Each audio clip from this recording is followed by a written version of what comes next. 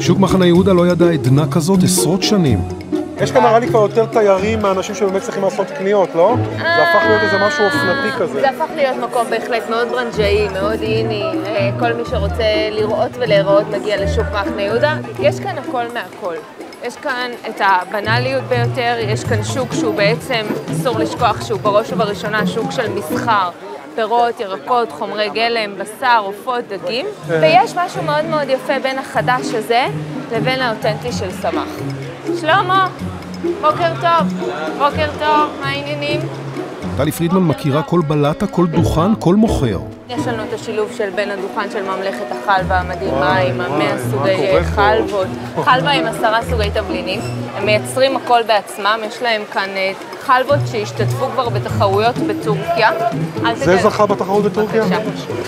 איך? חיצונית של שוק מחנה יהודה נפתחים המון מקומות. הראשונים שעשו זאת הייתה מסעדת מחנה יהודה, והיום ליד מסעדת מחנה יהודה יש אין סוף של בתי אוכל קטנים מדליקים ואיכותיים מאוד. יש שם את זקני השבט, נשאל אותם אולי מה הם חושבים על מה שקורה כאן בשוק. מה, הם משחקים שש-בש? כן. זה מתאים לו לראות ראש ממשלה. הוא אומר ככה, אני רוצה... אתם מרגישים שהכל נשאר אותו דבר? לא השתנה? בשנת 50 הבאים. אותו דבר? טוב? פה בטוח לא השתנה. גם לא השתנה. אמר הרוכל ממזכרת משה, ירושלים שלי. היא מחנה יהודה בערב חגים, שבת של פפיטס, כללות נהגים, וחומוס של רחמו וריח דגים, כביסה על הכביש ומקלחת מדלי, ירושלים שלי. אנחנו בסמטה המיתולוגית של רחמו. רחמו בעצם זה הבית אוכל הראשון כאן בשוק מחנה יהודה שהתחיל לבשל על פתיליות. זה רחמו המיתולוגי. ועד היום מחכים כאן בתור בשביל אורז ושועית. תגידי, כל המסעדות שנפתחו כאן, כולן כשרות או שיש גם יוצאים מן הכלל חוץ למחנה יהודה? אז זהו, אז חוץ ממחנה יהודה הכל כשר. זה אומר שזה סגור גם בשישי שבת אז. יש איזשהו סטטוס קוו מאוד שקט עם כל הפריחה שקורית כאן בשוק מחנה יהודה, והחרדים ככה יושבים בשקט ולא מתערבים, וטוב שכך. ולפתוח איזשהו דוכן כאן בשבת, יהווה שבירה של כל החומות. אני מבין שיש הרבה מסעדות אבל שאולי קורות לעצמם כשרות, אבל לא רוצות תעודה מהרבנות.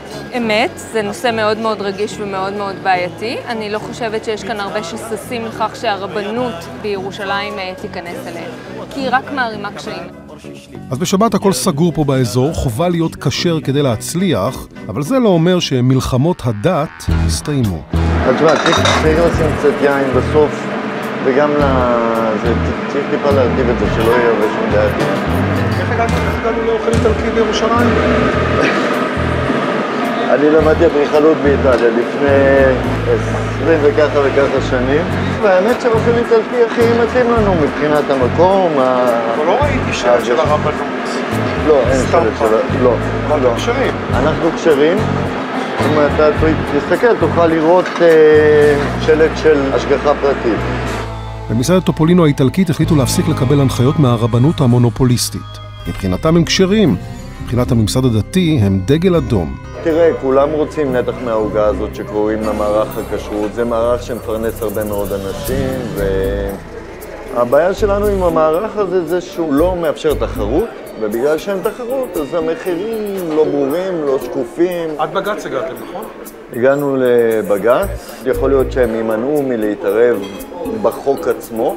מצד שני, יכול להיות שהם יעשו איזושהי תוספת לחוק או הרחבה לחוק, שכן תאפשר למסעדות לשים תעודת כשרות של גוף שהוא לא הרבנות הראשית.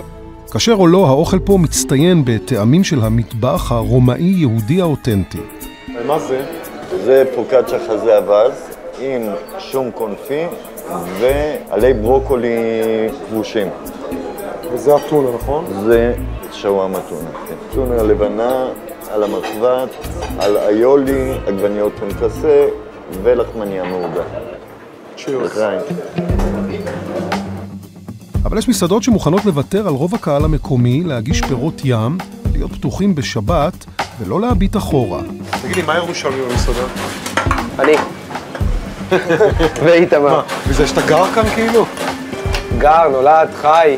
איך זה מסעדה עם פירות ים ולא כשרה בירושלים? זה בטוח קשה יותר, לא? זו עיר שהיא קשה ומעורבת, אבל פשוט הנישה שלנו היא נישה חילונית מאוד. אנחנו לא חיים במלחמות פשוט, אני באמת מתרכז בלעשות, אני מאמין בלאכול בשבת ואני מאמין בלבלות ואני מאמין בפירות ים.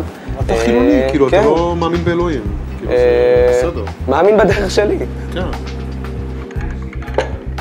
זה הכל סומה? ווה? כן. יש בכלל הגדרה למטבח של מערב ירושלים? מטבח ירושלמי מאוד משוייך לבית. מה שאנחנו לוקחים היום זה את הרפרנסים מהבתים שלנו, מהדברים שלמדנו בתור טכניקה במסעדות בחו"ל, ויוצרים משהו שהוא שלנו, בגלל זה אני אומר שנראה לי שמטבח ישראלי וירושלמי זה דבר שהוא בהתהוות. הוא בכולו כן נשען, גם שזו מנה מאוד איטלקית, אבל יש לנו פה טרד בר וזיתים וגבינה מלוכה ועגבניות, שכל הטוויסט הזה זה בסופו של דבר הרכב מאוד מאוד מקומי, שקדי עגל הם משהו שהוא בעיניי מאוד ירושלמי. זה ירושלמי? ירושלמי בוטיק. מאוד טעים.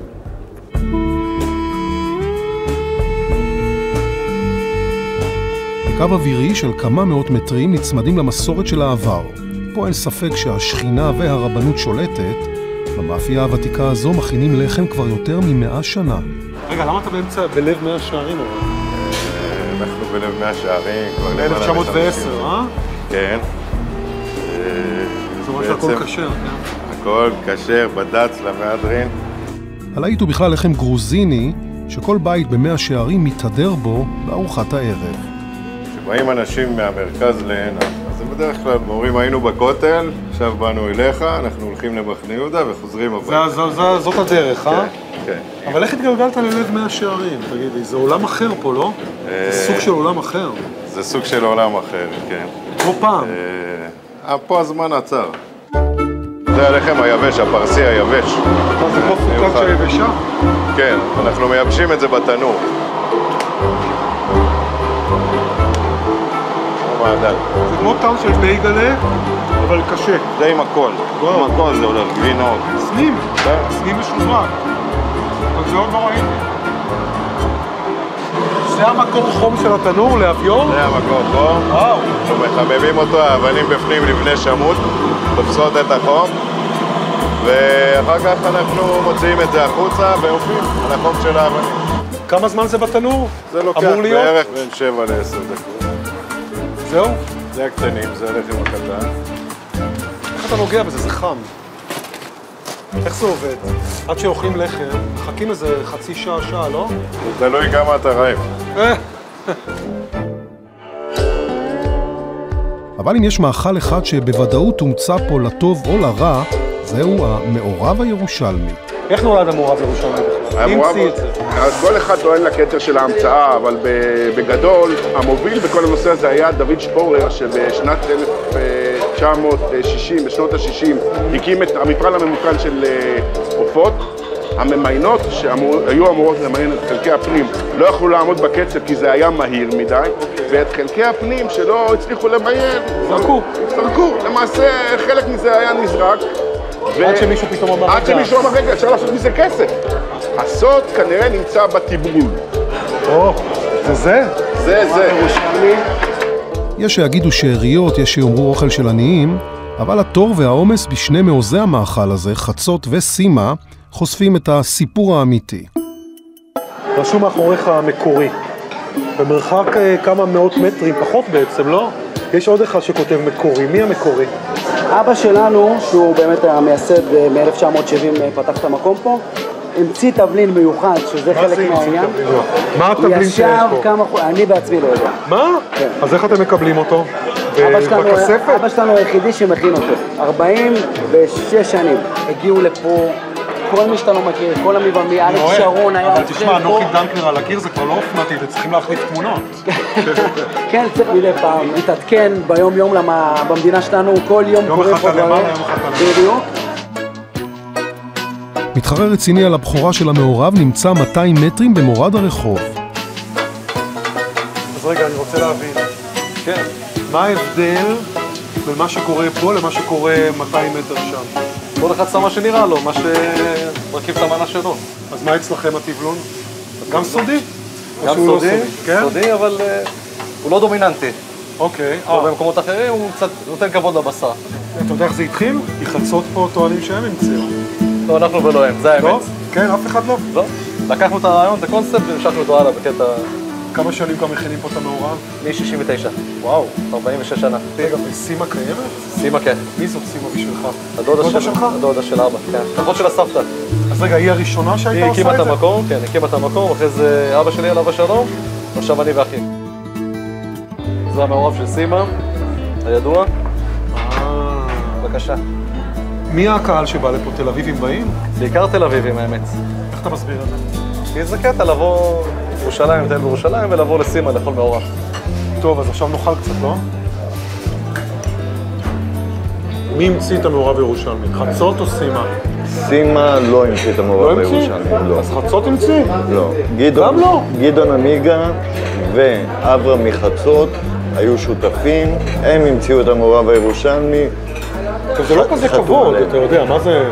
הכבוד במעורב הירושלמי הוא לקחת חלקי פנים שקודם באמת לא היו בשימוש, ולעשות איתם משהו שהוא טעים לאנשים, זול לאנשים. אבל מעורב ירושלמי מתברר, יכול להיות גם תל אביבי פלצני לחלוטין. אוקיי, one שווארמה, one טונה, one סלט טומטו. במלון ממילה, במסעדת הרופטופ, מכין קובי בחר מעדנים כפי שלמד לעשות במולים התל אביבית. שם הוא כמובן היה מכין לובסטרים, פה הכל גלאט קושר. מה? מעורב ירושלמי? סוג של. ומה העצם אמורה? מח עצם שריקנו מהמח, בעצם במח עצמו הקפצנו את הבשר. ברולה של ארטישוק ירושלמי, זה קרם ארטישוק ירושלמי, מעט ממותק, קמעין, נתחים של פילה, פטריות, טחולים. זה אתה לא מקבל במסעדות למטה. לא. שם למטה. הבנתי אותך. כל התפריט הוא ספין בעצם על מאכלים מכל העולם. לא, אבל זה ממה שקרוב ירושלמי. אלינו, זה לגמרי. יפה מאוד. מכל העולם זה גם אנחנו.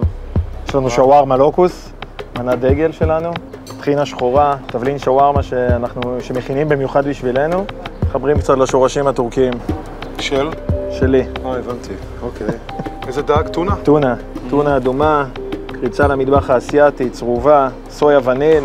תגידי, מתי ירושלים הפכה להיות מכובדת קולינרית קולינרית? אין שום הבדל היום בין הקולינריה הירושלמית לקולינריה התל אביבית או לקולינריה בעולם. מה, בזכות מחנה יהודה וכל המסעדות האלה? בזכות כולם. המון היום מגיעים לפה לירושלים. יש פה מתחם כזה יפה שגורם לאנשים להגיע אליו. זה מעורב ירושלמי? זה מעורב ג'רוזלם. ג'רוזלם. מטבח פלצני או לא, ירושלים הקשישה, שבעת המלחמות והעימותים, היא גם בירה של אוכל. תבשילים שהוכנו בבתים במשך מאות שנים נמצאים במסעדות פה, מתכונים שעברו מדור לדור עדיין מככבים בתפריט, והטבלון הסודי, זה כנראה האוויר.